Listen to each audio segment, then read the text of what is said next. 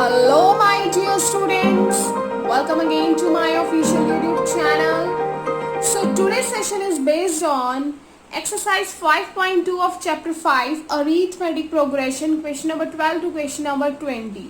So, let's start this today's session with full of energy. Question number 12 statement is saying two APs have the same common difference. दो APs हैं जिनके बीच का common difference क्या है, same है. The difference between their 100th term is 100. वो कह रहा है अगर n के प्लेस पे मैं 100 कर दूं दोनों एपीज में तो दोनों के बीच का डिफरेंस क्या है, सेम है. So what is the difference between there 1000 term, तो उसकी 1000 टर्म के बीच का डिफरेंस क्या होगा, राइट. तो लेट्स सी क्या होगा. फर्स्ट ऑफ ऑल हमने क्या किया, उसने बोला two APs, right. Two APs, अगर टू एपीज हैं तो हमने मान लेते हैं ना, मानना तो पड़ेगा आपको कि एपीज क्या है. तो मैंने क्या किया, लेट दी टू टर्म्स नहीं आएगा, APs be. Let the two APs be. First AP को मैंने किससे डिनोट कर दिया, A1 A2 A3 up to AN, क्योंकि ये एपीज आगे चलती जा रही है ना, तो मैंने यहाँ पे इनफिनिटली तक डॉट डॉट डॉट का सिंबल बनाया. अब देखो टू एपीज हैं, this is the first AP. अब सेकंड एपी को मैंने किससे डिनोट कर दिया, B1 B2 B3 again BN तक, राइट. उसने बोला था टू एपीज, तो मैंने फर्स्ट को A1 A2 A3 से बोला, सेकंड को मैंने B1 B2 B3 BN तक बोला. Is that clear. तो D जो कॉमन डिफरेंस है, D क्या होता है, कॉमन डिफरेंस होता है, सिंबल D यूज करते हैं हम कॉमन डिफरेंस के लिए. अब देखो अगर AN है तो AN इज इक्वल टू, आपको पता है ये कौन सा फॉर्मूला यूज होता है, A plus N minus 1 of D. अगर A के प्लेस से B कर दूं, यहाँ पर मैंने एक एपी मानी है A1, सेकेंड एपी है मेरी B1 B2 से चेंज किया हुआ है ना हमको, ताकि दोनों के बीच का डिफरेंस हमें इजिली पता लग जाए. तो B1 plus N minus 1 D means दोनों के बीच का जो डिफरेंस है उसके सिंबल को हमने अलग लिया है. This is first AP, this is second AP. Clear. अब इन दोनों के बीच का जो डिफरेंस है दैट इज सेम. तो देखते हैं इन दोनों के बीच का डिफरेंस. तो it means AN minus BN is equal to A plus N minus 1 of D. बीच में साइन क्या आएगा, माइनस का आएगा. देन क्या आएगा, B1 plus N minus 1 of D. अगर आप बेटा इस माइनस के साइन को ओपन करते हो तो A1 माइनस B1 आ जाएगा. अब यहाँ देखो plus N minus 1D, bracket का साइन ओपन करने से ही यहाँ पे माइनस आ जाएगा. ये N minus 1D N minus 1D, ये प्लस के साइन के साथ, और यहाँ ब्रैकेट ओपन करेंगे ये प्लस किस में चेंज हो जाएगा, माइनस में.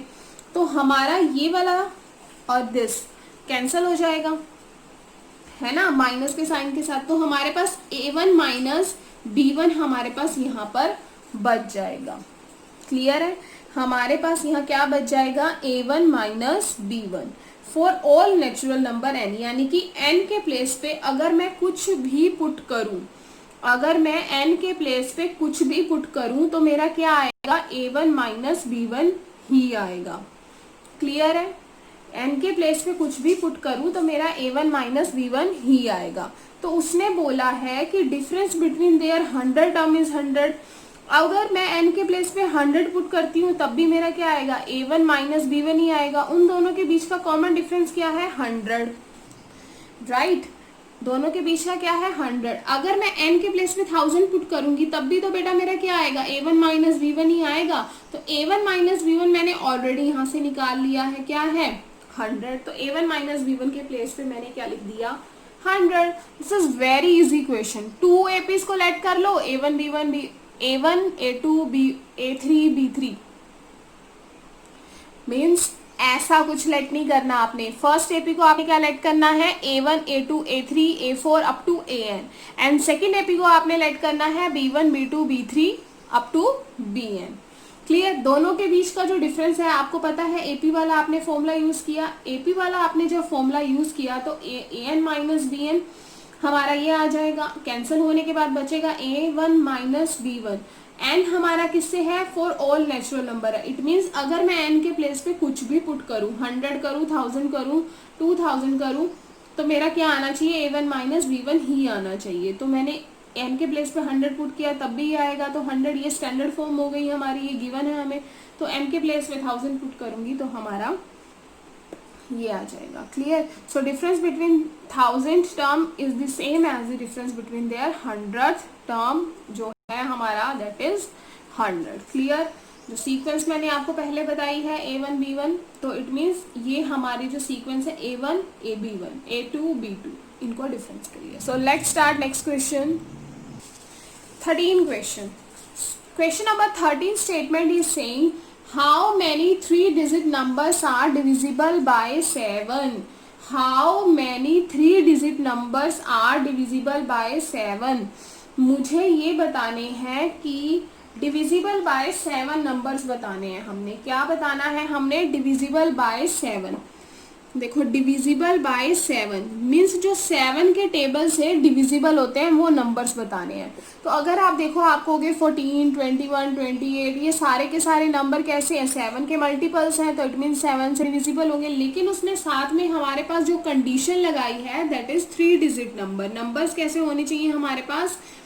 3 डिजिट नंबर होने चाहिए। तो 3 डिजिट नंबर बेटा, हमारा फर्स्ट 3 डिजिट नंबर कहाँ से स्टार्ट होता है? 100 से स्टार्ट होता है। क्लियर है ना? 99 कैसा है? 2 डिजिट नंबर है, लेकिन 100 क्या है? 3 डिजिट। अब उसने बोला है 3 डिजिट नंबर, तो हमें यहाँ से समझ में आ गई कि 3 डिजिट नंबर क्या है? 100 है। लेकिन वो नंबर कैसा होना चाहिए? डिविजिबल बाय 7 भी होना चाहिए। Is 100 is divisible by 7? You can divide it. तो जब आप इसको डिवाइड करोगे, when you divide 100 by 7, then you can see the number is not divisible by 7। दो जो नंबर हमें मिलेगा वो डिविजिबल बाय 7 नहीं होगा। सो first number that is 105 is divisible by 7। जो फर्स्ट नंबर है जो 7 से डिविजिबल होगा वो होगा हमारा 105। क्लियर? ये फर्स्ट 3 डिजिट नंबर है जो 7 के टेबल पर आएगा। 101, 2, 3, 4 नहीं आएगा। 105 फर्स्ट नंबर है। अगर आप 105 को 7 से डिवाइड करते हो, then you get 0 remainder, right? तो जहाँ रिमाइंडर 0 आता है, इट मीन्स वो नंबर डिविजिबल बाय 7 है, but 100 is not divisible by 7। So first number is 105, then 7। अब उसने 7 का बोला है ना कि 7 से डिविजिबल होना चाहिए, तो फर्स्ट नंबर ही हमें यहाँ से पता लगाना होता है। उसके बाद हमने इसमें 7 प्लस करेंगे, देन वी विल गेट 112। फिर इसमें हम 7 प्लस करेंगे, then we will get 119। Clear? अब लास्ट नंबर हमारे पास 3 डिजिट नंबर क्या होता है बेटा? लास्ट जो 3 डिजिट नंबर है वो है हमारा 999। क्लियर? 999 3 डिजिट नंबर है, और 100 हमारा क्या है? 3 डिजिट नंबर है। इनके बीच में हमने क्या करना है?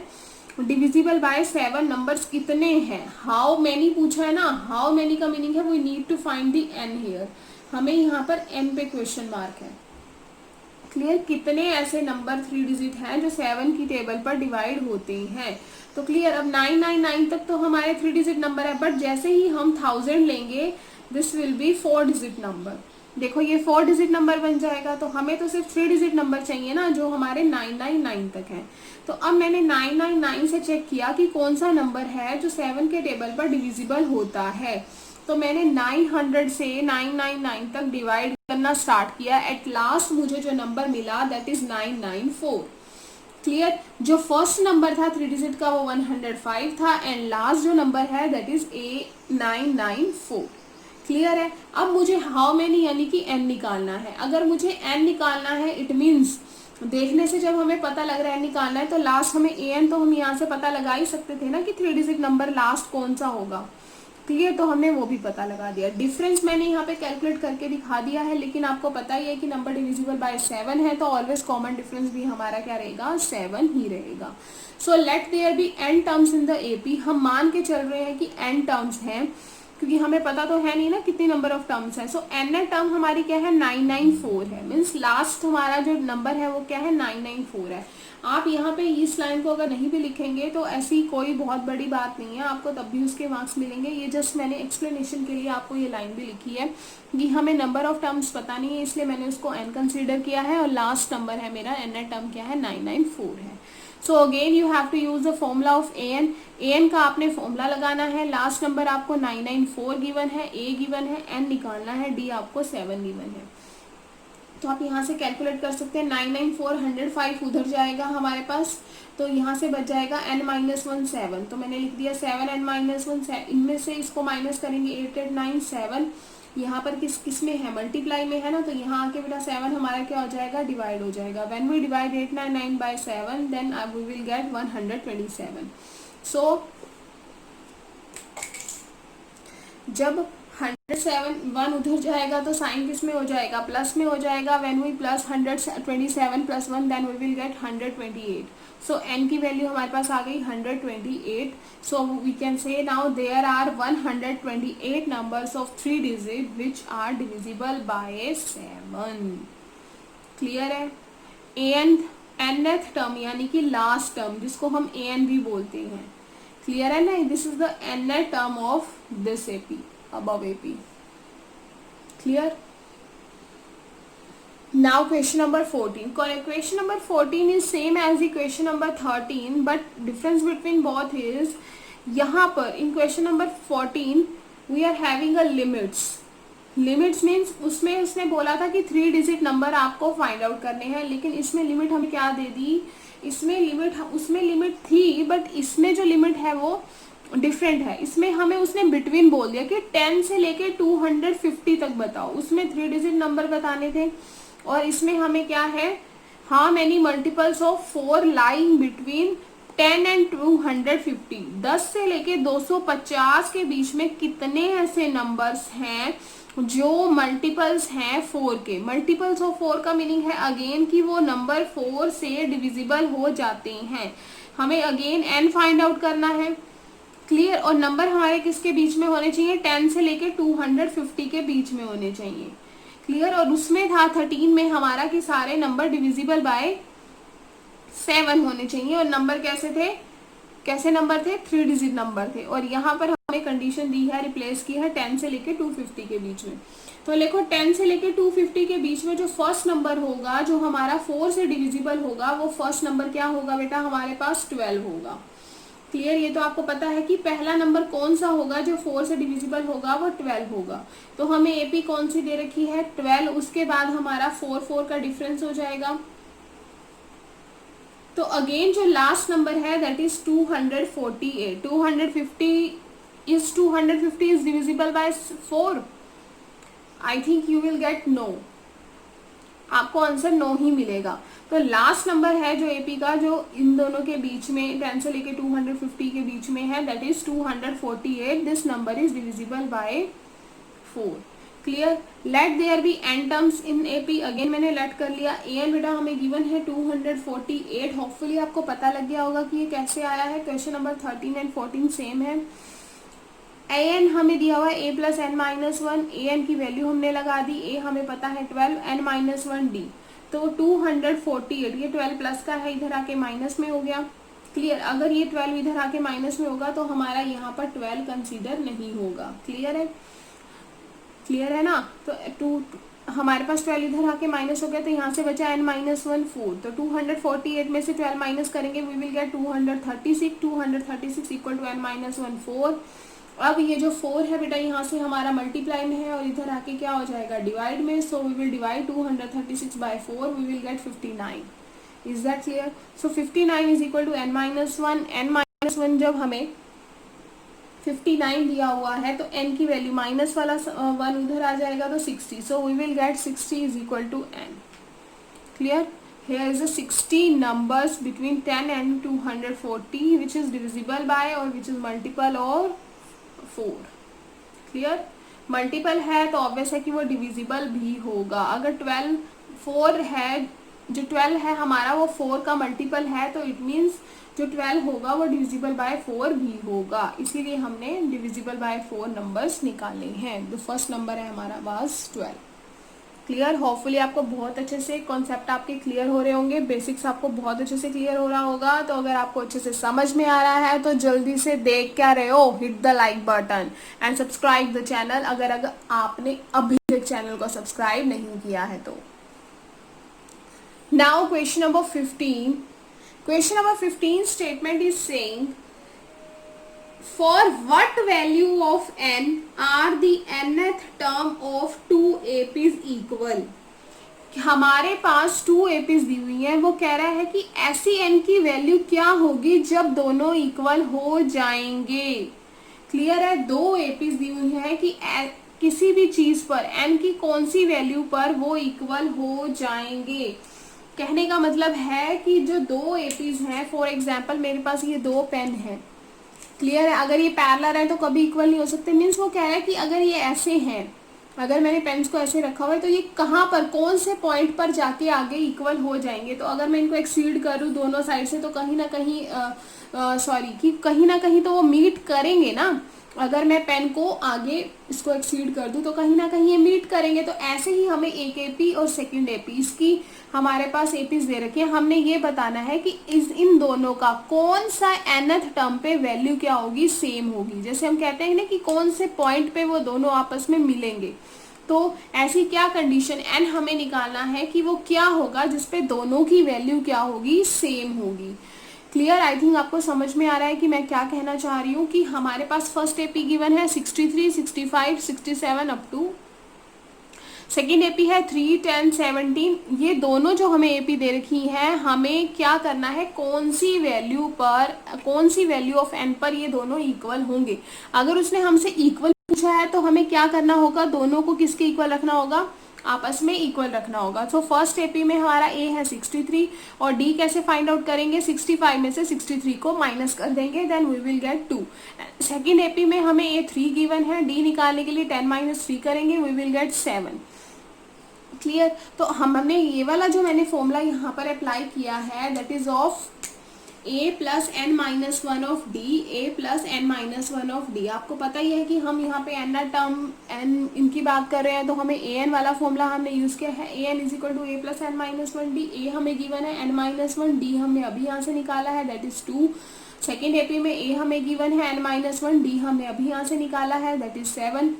क्लियर है, तो अब अगर हम यहाँ से देखें तो हमारे पास क्या मिलेगा, यहाँ से बेटा हमारे पास क्या आ रहा है 7n माइनस वन। अब देखो ये 60, ये 3 उधर चला जाएगा, 3 को उधर ले जाओ, 3 को उधर लेके जाएंगे तो क्या आ जाएगा, 63 माइनस 3 बन जाएगा, राइट, 63 माइनस 3 बन जाएगा। अब यहाँ से हमें क्या है n माइनस वन, 7 हमें यहाँ दिया हुआ है, इसको उधर लेके, अगर मैं इसको उधर शिफ्ट कर रही हूँ और इनको इसको क्या कर रही हूँ, इधर लेके आ रही हूँ, तो n माइनस वन 7, ये वाला साइन जब इधर आएगा तो क्या बन जाएगा बेटा, माइनस का साइन बीच में लग जाएगा, 2n minus one, 2n minus one हमारा यहाँ से आ जाएगा।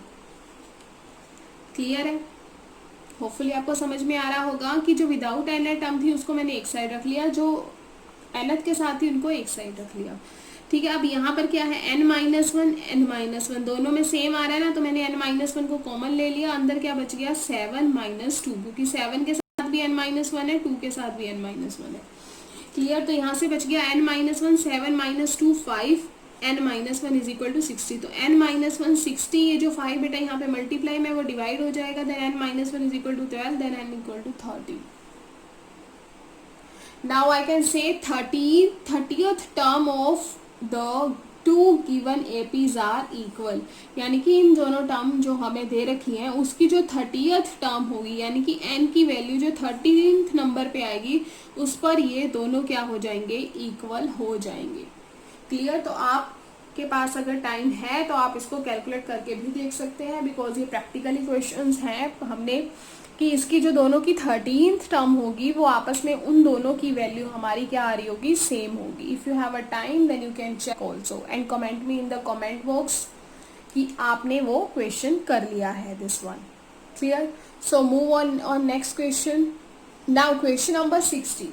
Question number 16 statement is saying determine the APs whose third term is 16 and seventh term exceed by 5/12.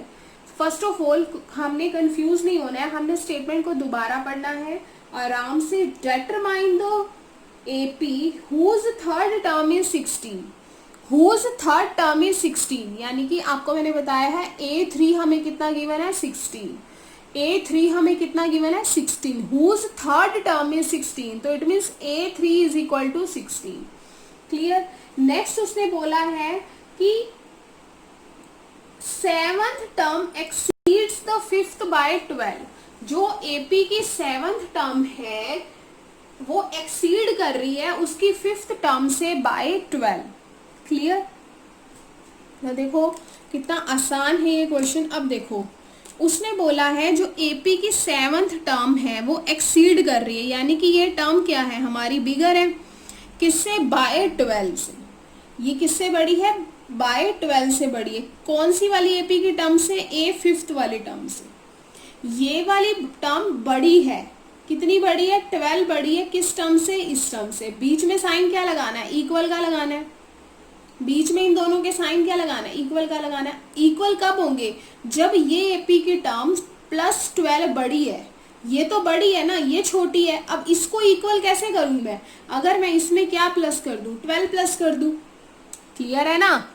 समझ रहे हो? अगर मैं एक एग्जांपल लूं कि जो मेरे फादर की एज है वो मेरी एज से 5 साल बड़े हैं।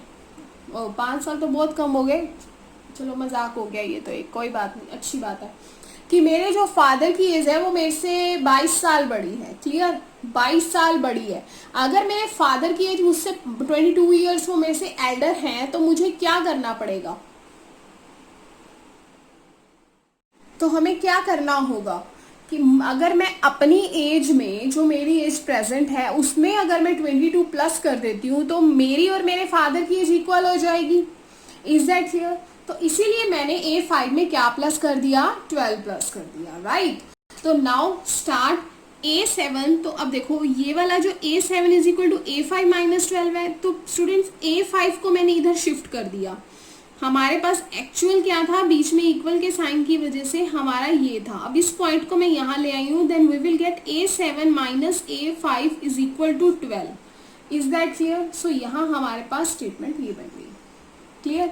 अब यहाँ से A3 का मतलब आई थिंक हम we are on 16th question, तो आपको बहुत अच्छे से क्लियर होगा कि A3 का मतलब क्या होता है? A plus 2D। an वाले फॉर्मूला से n के प्लेस पे 3 लगाएंगे तो n-1 2 हो जाएगा। बाकी हमारा a plus 2d is equal to 16। Clear है? अब A7 को हम लिख सकते हैं a प्लस 6d, बीच में साइन है माइनस का। A5 को we can write a plus 4d equal to में हमें 12 दिया हुआ है। तो a प्लस 6d ब्रैकेट से पहले माइनस का साइन है, ओपन करेंगे तो minus a minus plus minus 4d equal to 12। a से हमारा कैंसिल हो जाएगा। 6d minus 4d we will get 2d is equal to 12। Then d की value 12/2 is 6। So here we get d is equal to 6, common difference. Clear? So अब using this value हमें find out क्या करना है? a find out करना है। तो हम यहाँ पे a में d की वैल्यू को पुट इक्वेशन 1 में हम a की वैल्यू को पुट कर देंगे और हमें d मिल जाएगा। तो a प्लस 2d है, d के प्लेस पे 6 आया इज इक्वल टू 12, 2 6 12। तो यहाँ से a plus 12 is equal to 16 आ जाएगा ना। a plus 12 is equal to 16, तो 12 उधर जाएगा तो माइनस में हो जाएगा, तो 16 minus 12 we will get 4। So a क्या आ जाएगा हमारे पास? 4। क्लियर है? अब उसने क्वेश्चन में क्या बोला था? Determine the AP. अब हमें क्या बतानी है? एपी बतानी है। अब वो एपी बतानी थी जिसका कंक्लूजन हमने ये कर दिया। ए थर्ड हमें 16 दिया था, 7 term exceed by 12 of its 5th term. Clear? ये सब कुछ हमने करके ए और डी फाइंड आउट कर लिया। अब हमें डिटरमाइन एपी करना है। तो बेटा ए की वैल्यू क्या है? 4 एंड डी की वैल्यू हमारे पास क्या है? 6। तो ये है हमारे पास a, ये होता है हमारे पास a plus D, this is a plus 2d, this is a plus 3d। Clear? हमने ये टर्म्स एपी की बता दी, अब कॉन्टिन्यू वो चलेगा।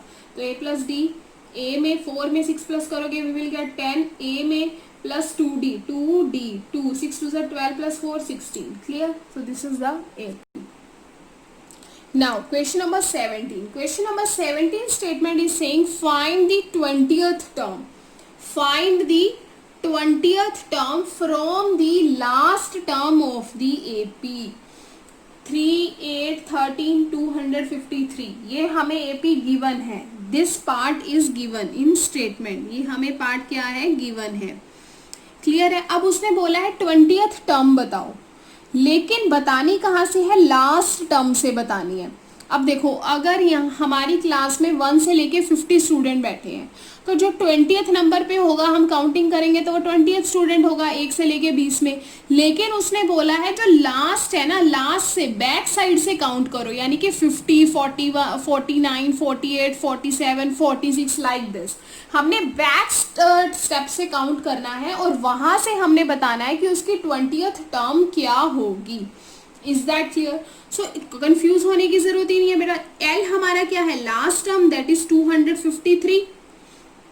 डी क्या है? Common difference. कॉमन डिफरेंस तो बेटा सेम होगा 8 माइनस 3। अब A2 माइनस A1, 8 माइनस 3, हमारे पास कॉमन डिफरेंस सेम आ गया। प्रॉब्लम कहाँ आ रही है? प्रॉब्लम जो कंफ्यूजन वाली जो चीज है वो हमारी आएगी ए में। पहले तो हमारी ए क्या होती थी? 3। अगर मैं सिंपल एपी को देखूं तो ए क्या है मेरे पास? 3, और डी अगेन मेरे पास क्या है? 5। एन हमें गिवन है 253, तो एन आपने निकालना है, निकाल लोगे। लेकिन उसने बोला है फ्रॉम द लास्ट टर्म, यानी कि जो लास्ट में जो 50th स्टूडेंट है वो हमारा फर्स्ट स्टूडेंट बन गया ना। समझ रहे हो? अगर 1 से 50 तक बच्चे बैठे हुए थे तो फर्स्ट नंबर पे ए था तो फर्स्ट वाला हो गया। लेकिन अगर मुझे बैक साइड से काउंट करना है, बैक साइड से 20th स्टूडेंट, तो बैक वाले का जो 50 होगा वो मेरा ए कंसीडर हो जाएगा ना। तो इट मीन्स या यहाँ ए मैंने क्या लिखा है? ए एन, यानी कि जो ए एन है वो हमारा 253 है। अब उसको हम ए ले रहे हैं, ठीक है? तो ये आपको कंफ्यूज करने के लिए नहीं लिखा। ये जो 253 है वो हमारा ए बन गया फ्रॉम दी लास्ट टर्म है ना, एंड से हमने करना है, इसीलिए ये हमारा ए बन गया। फॉर्मूला तो हमारा ये होता है ना, ये होता है हमारा फॉर्मूला। जो हमारा यहाँ से चेंज आएगा वो लास्ट वाला नंबर मेरा क्या बन गया? 253 बन गया। एन हमें उसने क्या बोला है? उसका 20th नंबर फाइंड आउट करके दिखाओ। डी मेरे पास क्या है? डी मैंने निकाल लिया है, मेरा पास क्या हो जाएगा? 5 हो जाएगा। क्लियर है? अब यहाँ पर मेरा क्या होगा? देखो कि ए गिवन है 20 माइनस 1, 19 मल्टीप्लाई में 5, तो 19 मल्टीप्लाई में 5 मेरा आ जाता है 95, 253। तो 253 में से 95 माइनस करेंगे, वी विल गेट 158। देखो स्टूडेंट्स, जो मेन यहाँ पे पैटर्न कंफ्यूजन होने वाला था आपका वो ये बचा। ये माइनस का साइन, मैम आप यहाँ तो प्लस का लगा रहे हो, यहाँ पे माइनस का साइन क्यों लगा रहे हो भाई? पता होना चाहिए ना आपको। देखो बेटा, अगर मैंने 1 से लेके 20 तक किया था तो 1 + 1 to second number student, 2 + 1 third number student, 3 + 1 fourth number student, 4 + 1 fifth number student. But हमने जब लास्ट से निकालना है तो हम क्या करेंगे? 50 minus 1 49, 49 minus 1 48, 48 minus 47, 47 minus 1 46। Clear? तो इट मीन्स वहां पे हम क्या कर रहे हैं? 1 को माइनस कर रहे हैं, राइट? तो यहाँ पर इसीलिए हमारा क्या साइन आया है? माइनस का साइन आया है। यस, इसीलिए हमारे पास यहाँ साइन कौन सा आया है? माइनस का आया है। तो इट मीन्स जब भी आपको लास्ट टर्म से बोला गया हो फाइंड आउट करना है ऐसे क्वेश्चन कुछ, तो आपने क्या करना है? ए हमने लास्ट नंबर को मान लिया और बीच में आपने साइन क्या लगाना है? माइनस का, क्योंकि हम बैक आ रहे हैं, आगे नहीं जा रहे हैं, हम बैक आ रहे हैं। Clear? So answer is 158. Move on the next question. Question number 18. Question number 18 statement is saying the sum of 4th and 8th term of AP is 24 and sum of 6th and 10th term is 44. Clear? Simple. उसने बोला है sum of 4th and 8th term is 24. जो A4 plus A8 है वो है हमारा 24 है। Clear है? A4 प्लस A8 क्या है? 24 है। तो A4 को I can write A plus 3D, plus का साइन, A8 को I can write A plus 7D, दोनों हमें क्या दिए हुए हैं? Sum 24। A plus A 2A, 3D plus 7D 10D is equal to 24। So यहाँ पर मैं देख सकती हूँ कि जो मेरा 2 है वो मैं डिवाइड कर सकती हूँ, सब में कॉमन है। तो 2 से अगर मैंने इस चीज को 2 से डिवाइड किया, then A 2 5 10, 24 divided by 2 we will get 12. So equation number 1. Clear? Now A6 and A10 दोनों का सम हमें गिवन है 44। A6 plus A10 is equal to 44। A6 को मैं लिख सकती हूँ A plus 5D, A10 को I can write A plus 9D। Right, is equal to 44, a plus a 2a, 9 plus 5 14, d is equal to 44। Again मैं यहाँ से देख रही हूँ कि मैं यहाँ पे 2 से डिवाइड कर सकती हूँ, तो मेरे पास आ जाएगा a plus 7d is equal to 22। Again मैं आपको बता रही हूँ कि a7 को हम लिख सकते हैं a प्लस 6d। तो कैसे लिखते हैं हम, an is equal to a plus n minus 1 of d। n के प्लेस पे मेरा क्या आ जाता है 7, a प्लस n के प्लेस पे 7 माइनस 1 d, तो a प्लस 6d। तो इसीलिए हम यहाँ से कंसीडर करते हैं कि जो फोर्थ होगी वो 3d आ जाएगी, 8 होगी वो 7 आ जाएगी। 7 है तो 6, एक हमारा कम आ जाता है। क्लियर। तो अब मैंने क्या किया, जो हमारे पास इक्वेशन 1 एंड इक्वेशन 2 आई है उसको मैंने क्या कर दिया, माइनस कर दिया। माइनस करने में मैंने आपको बताया ही है कि दोनों इक्वेशंस के साइन चेंज हो जाते हैं। क्लियर। मैं यहाँ पे लिख भी देती हूँ कि हमें कौन सी इक्वेशंस गिवन है। हमें इक्वेशन गिवन थी a plus 5d is equal to 12 first, and second is a plus 7d is equal to 22। This is second equation. Clear है। अब हमारे पास ये इक्वेशन क्या है, सेकंड माइनस फर्स्ट, तो a से कैंसिल हो जाएगा, 7 में से 5 माइनस करेंगे, then we will get 2d, 22 minus 12 10d। तो d की वैल्यू यहाँ से आ जाएगी 5। अब मैंने इसको इस इक्वेशन में पुट कर दिया, किसी भी इक्वेशन में आप पुट कर सकते हो। d की वैल्यू 5, 5 5 इज 25, 25 उधर जाके माइनस में हो जाएगा। देखो a प्लस 5d, 5d हमारे पास है 5, 12, तो यहाँ से a plus 25 is equal to 12, then a is equal to 12 minus 25, we will get minus of 30। Clear. Now question number 19। Question number 18 हमारा यही तक था, जिसमें उसने क्या पूछा था, first 3 terms of the AP. ओ, उसने हमसे क्या पूछा है, first 3 terms of the AP. तो देखो बेटा a एंड d तो हमारे पास आ गया, और फर्स्ट 3 टर्म्स बतानी थी हमने, जो मैंने नहीं बताया अभी आपको। तो a बेटा मेरे पास क्या है, माइनस ऑफ 3, d क्या है मेरे पास 5 है। तो फर्स्ट 3 टर्म्स बतानी है। a तो हमारे पास है, a2 मेरे पास क्या होता है, a प्लस डी होता है ना, a प्लस डी। तो a प्लस डी, a हमें कितना गिवन है, माइनस 13 प्लस d प्लस 5, तो a2 मेरे पास क्या आ जाएगा, माइनस ऑफ 8। क्लियर है।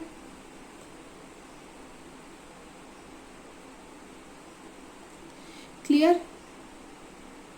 तो अब हमें a3 निकालना है। a3 मेरा क्या होता है, a plus 2d, a plus 2d, a plus 2d। a हमें कितना गिवन है, माइनस ऑफ 13, 2d हमें कितना गिवन है 5, तो minus 13, 2 5 10, then we will get minus of 3। तो फर्स्ट 3 टर्म्स आ गई हमारे पास, माइनस 13, माइनस 8 एंड 3, माइनस का sign. Clear. Now move on question number 19। Question number 19 and 20 is very easy, but यहाँ पे ना हमें स्टेटमेंट दे रखी है, मीन्स वर्ड प्रॉब्लम आ गई हमारे पास यहाँ पे। सो वर्ड प्रॉब्लम में बच्चे ऑलवेज कंफ्यूज होते हैं, बट ऐसा कुछ नहीं है, ये वर्ड प्रॉब्लम बहुत ही ज़्यादा इजी है। इसमें से सिर्फ आपको क्या करना है, स्टेटमेंट को अच्छे से पढ़ना है। स्टेटमेंट को अच्छे से पढ़ने के बाद आपको ये वहाँ से फाइंड आउट करना है कि यहाँ से कौन सी ए डी ए एन या फिर एन है। अगर आपको ये पता लग जाए तो आसान है, उसके बाद तो कुछ नहीं करना ना आपने। एंड क्वेश्चन नंबर 19 में उसने बोला है, जो Subha Rao started work in 1995 at an annual salary. देखो एक कोई भी सुभा राव नहीं बोलती, कोई भी अगर पर्सन है उसने अपना काम स्टार्ट किया और स्टार्टिंग सैलरी थी उसकी 5000। Is that clear. उसको हर साल उसको जो इंक्रीमेंट मिला वो कितने का मिला, 200 का। बेचारा काम कर रहा है तो इंक्रीमेंट तो मिलेगा ही ना, ये तो एक प्रोसेस है, हर किसी को मिलता है। क्लियर। अच्छा काम करोगे तो डबल इंक्रीमेंट भी मिलता है, तो मीन्स इंक्रीमेंट सबको ही मिलता है, राइट। तो उसने काम स्टार्ट किया था 5000 से, और उसके बाद हमने क्या किया, उसका 200 का इंक्रीमेंट हो गया। अगर इंक्रीमेंट नहीं लगेगा तो क्या होगा, बेचारा काम ही छोड़ देगा ना। अगर इंक्रीमेंट ही नहीं मिलेगा तो कौन काम करेगा। ठीक है।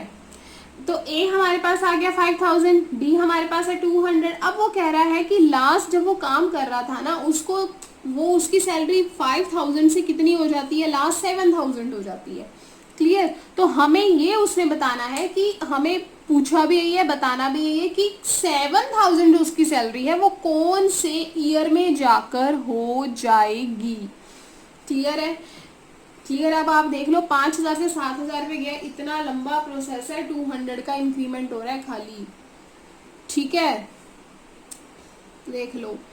तो जो ए हमें दिया है 5000, डी हमें पता है, ए एन हमें पता है, तो हमें बस यही पता लगाना था कि ए डी और ए एन क्या हो सकते हैं। एन भी हो सकता था यहाँ पर हमें एन निकालना है। क्लियर। तो ये क्वेश्चन अब बहुत ही ज्यादा इजी है। ए एन वाला आप फॉर्मूला यूज करेंगे, फॉर्मूला पुट करके आपको ये वाला आंसर मिल जाएगा। अब ये मैं नहीं बता रही हूँ आपको, आई थिंक आपको बहुत अच्छे से या फिर बहुत ही ज्यादा अच्छे से ये कॉन्सेप्ट क्लियर है। So now I can say कि 11th year salary of Subhash Rao is 7000। So 11th year, 11 साल बाद बेचारे की सैलरी 7000 हुई है। बहुत अफसोस की बात है। Now move on question number 20। Question number 20 is same as the question number 19 because इसमें भी स्टेटमेंट हमारे पास गिवन है। क्वेश्चन नंबर 20 स्टेटमेंट है Ramkali saved ₹5 in the first week of a year and then increase her weekly savings by ₹1.75 if in the nth week her weekly savings become ₹20.75 find the n। बेचारी हर week में कर रही है ना, पहले week में उसने ₹5 सेव किए, ठीक है, ₹5 बच गए, कितनी बड़ी बात है, ₹5 बच गए उसके पास। और सेकेंड वीक में उसने क्या किया, अगर वो पहले वीक में उसके ₹5 बचे ना, तो हर वीक में वो जो इंक्रीमेंट ले रही है 5 से, वो किसका ले रही है 1.75, यानी कि सेकेंड वीक में उसकी सैलरी सेविंग्स हो रही है 6.75 प्लस करके। हर बार उसका इंक्रीमेंट इतने का ही ले रही है, बेचारी ने फिक्स किया हुआ है कि इतने पैसे से इंक्रीमेंट लेगी। क्लियर। अब वो कह रहा है कि लास्ट उसके पास जो कलेक्शन हो जाती है दैट इज 20.75, ठीक है, उसकी कलेक्शन हो जाती है इतनी। स्टार्टिंग में उसने फर्स्ट वीक में ₹5 सेव किए, हर वीक में इंक्रीमेंट इतने का किया, लास्ट उसके पास इतनी सेविंग्स हो जाती है। हमें ये बताना है कि बेचारी की इतनी सेविंग्स कौन से वीक में हुई है। कितनी अफसोस की बात है, सिर्फ ₹20.75 बचे हैं उसके पास। हेल्प कर सकते हो तुम उसकी, ठीक है, इतनी सैलरी सेविंग्स हुई है उसकी। तो अगेन बेटा ए एन वाला फॉर्मूला लगाया, A N is equal to A plus N minus 1 D. A N हमें गिवन है, ए हमें गिवन है, एन हमने फाइंड आउट करना है, डी के प्लेस पे डी लगा दिया। अब यहाँ से हम क्या करेंगे, 20.75 है, 5 को उधर लेके गए, पॉइंट के बाद 2 डेसिमल थे, मैंने यहाँ पर 2 जीरो लगा दी। 20.75 में से 5 माइनस करोगे वी विल गेट 15.75। नीचे यहाँ पर हमें क्या दिया हुआ है 1.75, वो डिवाइड में चला गया। यहाँ पर भी 2 डिजिट्स है, यहाँ भी 2 डिजिट्स है, तो कैंसिल हो जाएंगे 100 से 100। इसको इससे कैंसिल किया 9 is equal to n minus 1, तो n की वैल्यू आ जाएगी 10। This is our answer. 10th week में उसकी सेविंग्स हुई है 20.75। Is that clear. अगर आपको वीडियो अच्छी लगी हो, आपको सारा कॉन्सेप्ट अच्छे से क्लियर हुआ हो, आपके बेसिक्स अच्छे हुए हो, तो एक लाइक तो ज़रूर करना। क्लियर। तो मिलते हैं बेटा अपनी नेक्स्ट वीडियो में।